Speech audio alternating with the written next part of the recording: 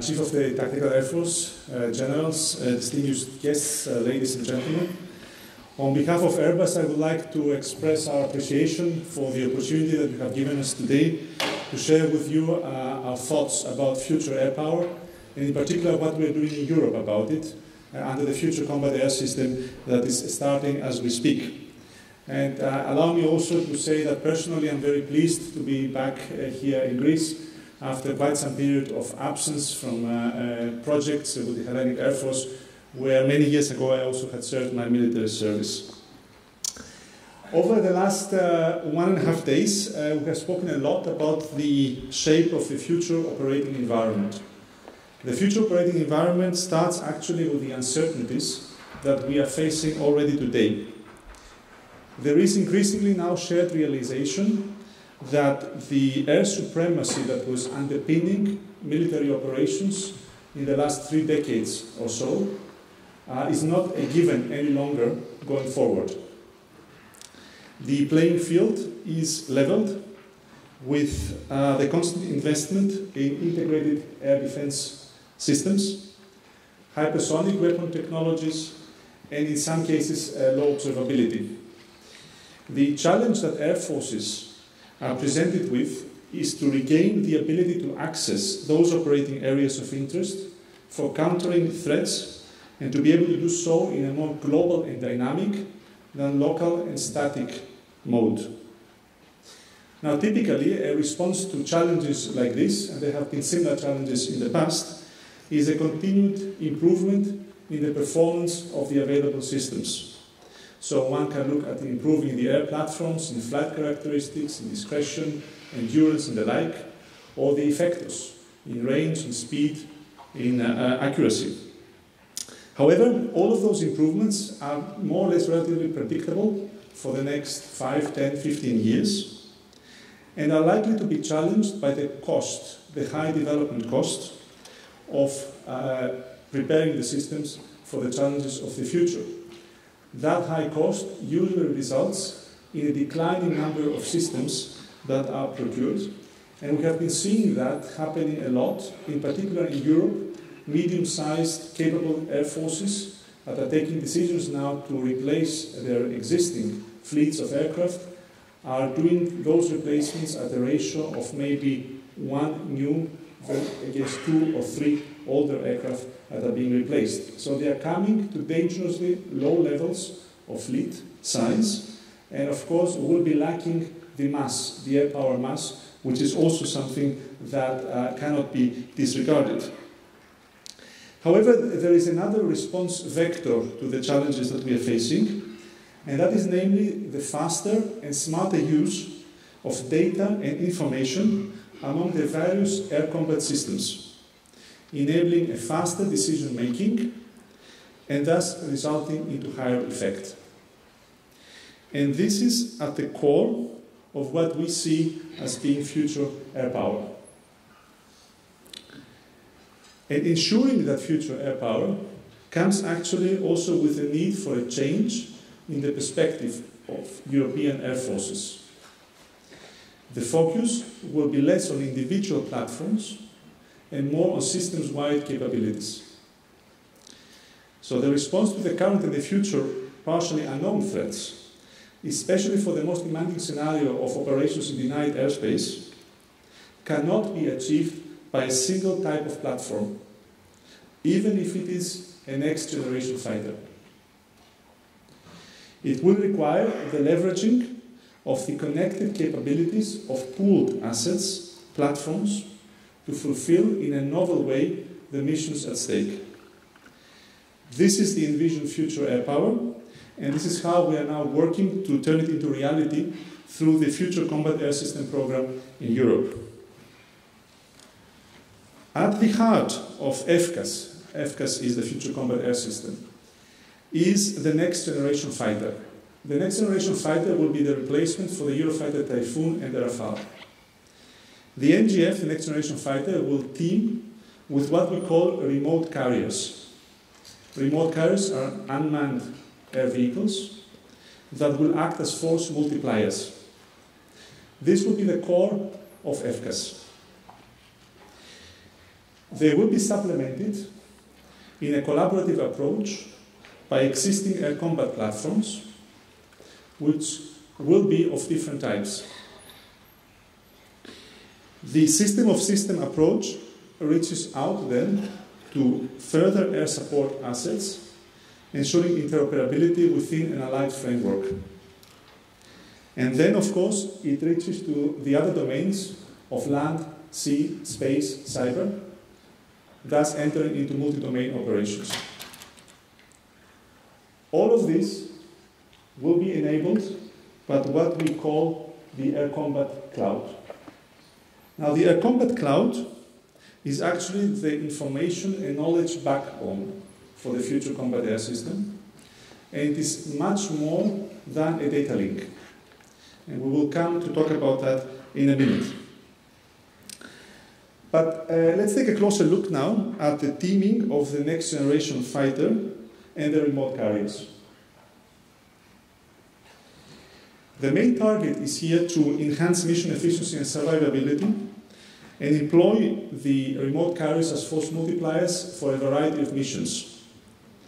There will be remote carriers dedicated to ISR missions, to suppression of enemy air defense, to destruction of enemy air defense.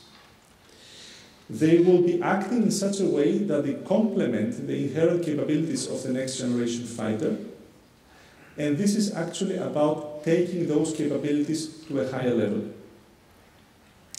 Doing so will require new technologies for cross-platform management that will lead to collaborative combat, and for all of that we're using the term manned-unmanned teaming. Now, in 2018, Airbus conducted the first ever live demonstration of manned-unmanned teaming on this side of the Atlantic. We flew remote carriers using our own DT-25 target drones, which were teamed with a manned aircraft. In this case, the manned aircraft and the operator of the aircraft was in a Learjet. We could have easily used also a Tornado for this mission. There was an intra-flight data link specifically developed and employed for that mission, as well as algorithms in the mission computer that determined optimum employment of the remote carriers during the missions, which actually included also unplanned events. We flew in the Baltic Sea, in North Germany, a total of 7 missions, 6 hours duration, and at the time we had up to 7 aircraft simultaneously in the air. All missions were fully successful, and we had the opportunity to demonstrate 4 use cases: formation flight, mission assistance, mission tasking, and mission contingency. Now I would like to share a video with you that will allow you to get a first-hand impression, and I will come back with some additional points after the video.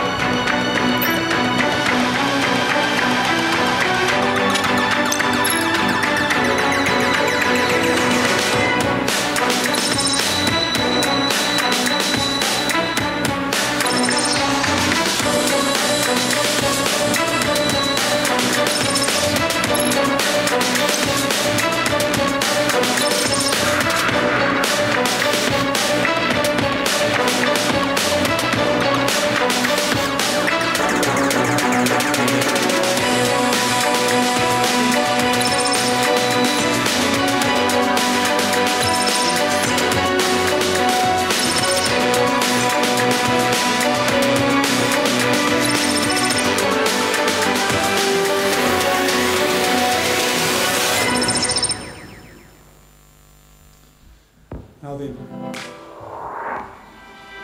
the important point when talking about manned teaming is the degree of automation in the interaction between the manned and the unmanned components. And when we look at that, there are 6 levels of automation in that interaction. Starting from the lowest one, which is that the unmanned aircraft do nothing unless they are being told by the manned aircraft to do something, up to the point that they act completely autonomously and the man can just only interrupt the mission if so desired.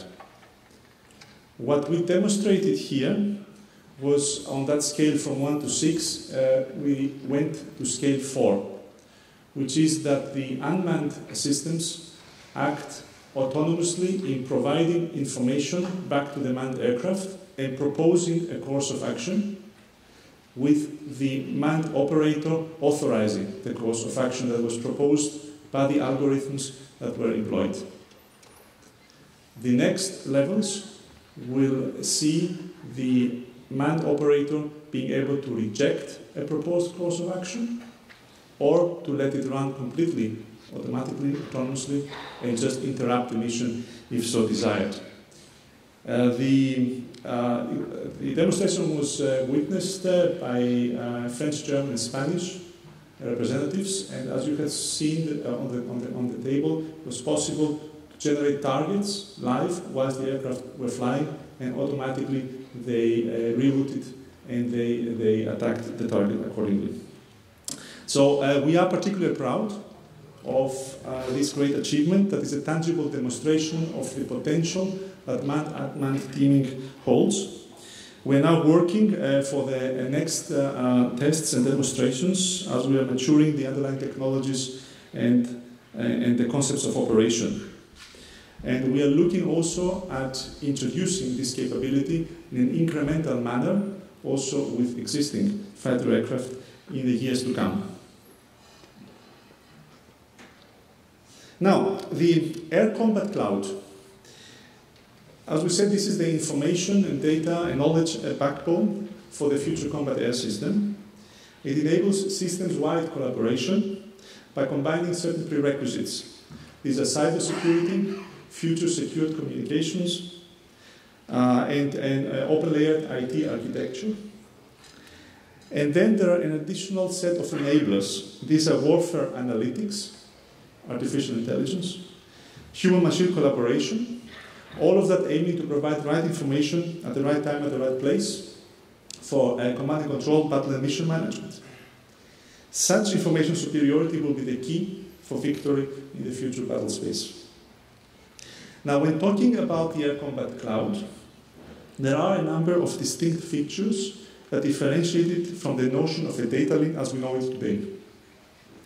On the one hand side, we're talking about a significant increase in the volume of data that need to be captured, processed, and transformed into information and insights that then need to be disseminated in a secure and resilient network. And then on the other hand side, we're talking about warfare analytics. These are tools that will not automatize just the processing of the data, but also will provide decision-making support up to a degree of autonomous operations, but always with the capability of human-machine collaboration and the ability of the human to intervene. This is why we're using also the term human on the loop, as General Harigian also mentioned yesterday. And that manual intervention will always, of course, depend on the rules of engagement and also on ethical considerations, which is something that needs to be extensively explored as well as we're moving more and more into this type of warfare automation. So consequently, the air combat cloud will actually speed up the observe, orient, decide, and act cycle by focusing on informed decision-making from wherever the assets are, so in a way distributed command and control. Just a few examples of what that means. For example, for observe, It means a seamless access to data from any sensor on any platform or any actor in the system. Automated optimal employment of the sensors across the platforms. Onboard predictive intelligence to be correlated with real-time information coming from the sensors and other sources. For Orient, it means a shared, automated and harmonized picture of the known status of friendly and enemy platforms. Automated decision support systems to plan and replan the missions, and also provision of smart tactics in flight. And of course, for this side and for ACT, it's about giving access to relevant functions to allow for central or distributed remote C2, including the flexible transfer of authority between commanding platforms. And also the automated optimal employment of different platforms to engage multiple targets using different effectors and assess the damage in real time or near real time. All of that is the information backbone for the future combat air system. It is actually what will make the difference. Now, FCAS kick-started as a French-German initiative announced in summer 2017 by the German Chancellor and the French President. Within less than a year, so in April 2018, the two countries signed the high-level common operational requirements for FCAS, signed the letter of intent, and at the same time, Airbus and Dassault teamed up to be the industrial primes for the project. This year, in 2019, Spain is joining the project as well as the third nation. And earlier in the year, a funded joint concept study was awarded both to Dassault and Airbus, which follows on earlier studies that were conducted on national level at all three countries. Going forward, we will be working on demonstrator projects. You see them in the middle of the slide. Which are there to mature the key technologies for the main elements of the FCAS, the next generation fighter, the remote carriers, the air combat cloud, and so on. This will lead to full-scale development in the 2020s, whilst at the same time we are planning to roll out certain capability bricks in an incremental manner, allowing earlier capability insertion also in conjunction with existing assets.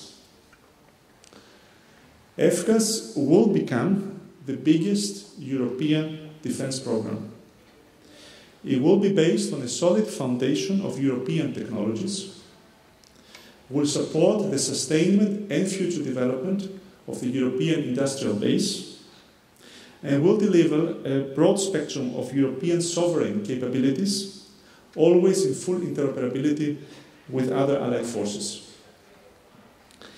European projects in the defense sector, such as the Eurofighter, the NH90 and others, have been successful in addressing operational needs whilst developing the industrial base and facilitating success both in defense but more importantly also in commercial programs in the aerospace sector.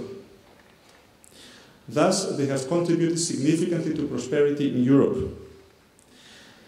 There are examples of countries that joined such programs even with a modest share of the program and have managed to experience multiplied positive economic and technological benefits which are sustained over a long period of time. In a few days, we will be celebrating 50 years from actually the inception of Airbus on the commercial side. It has been a long way for Europe to come at par with the Americans in the commercial aircraft sector. And through various transformations and mergers and acquisitions over the last years, we have come to our current form. As Airbus, we are a player of true European DNA, with a track record of achievements and presence to make FCAS a success. As a German and Spanish champion, and also with a strong presence in France and the UK, we are absolutely determined and ready, together with our partners, to drive FCAS into the future and turn it into a hugely successful program for the European Air Forces. I thank you very much for your attention, and I'm happy to take questions.